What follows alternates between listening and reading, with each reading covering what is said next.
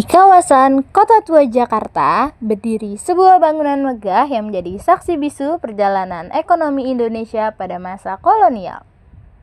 Bangunan ini kini dikenal sebagai Museum Bank Indonesia.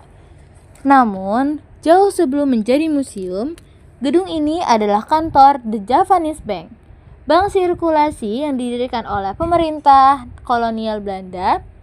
Dari sinilah sistem keuangan Hindia Belanda diatur dan dikendalikan. Pada masa kolonial, ekonomi Indonesia berorientasi pada kepentingan pemerintah Belanda. Kebijakan moneter dan sistem perbankan dirancang untuk mendukung perdagangan internasional dan eksploitasi sumber daya alam Nusantara. Melalui The Javanese Bank, peredaran uang dikontrol, transaksi perdagangan diawasi, dan stabilitas ekonomi kolonial dijaga demi kepentingan penjajah. Di dalam Museum Bank Indonesia, kita dapat melihat bagaimana sistem ekonomi tersebut dijalankan. Arsip-arsip dokumen perbankan, serta diorama ruangan kerja kolonial menggambarkan bagaimana aktivitas keuangan berlangsung pada masa itu. Gedung ini bukan hanya tempat administrasi, tetapi juga pusat kendali kebijakan ekonomi kolonial. Dari ruangan-ruangan inilah keputusan penting diambil. Keputusan yang berdampak langsung pada kehidupan masyarakat pribumi. Sistem ekonomi kolonial mencerminkan ketimpangan sumber daya alam. Indonesia dimanfaatkan untuk keuntungan pemerintah Belanda. Sementara masyarakat lokal seringkali berada dalam posisi yang dirugikan.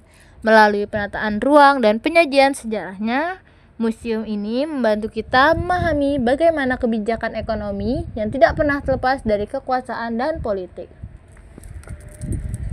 Kini, bangunan yang dahulu menjadi simbol kekuatan ekonomi kolonial telah bertransformasi menjadi ruang edukasi. Museum Bank Indonesia menghadirkan kembali sejarah tersebut agar generasi masa kini dapat belajar dari masa lalu.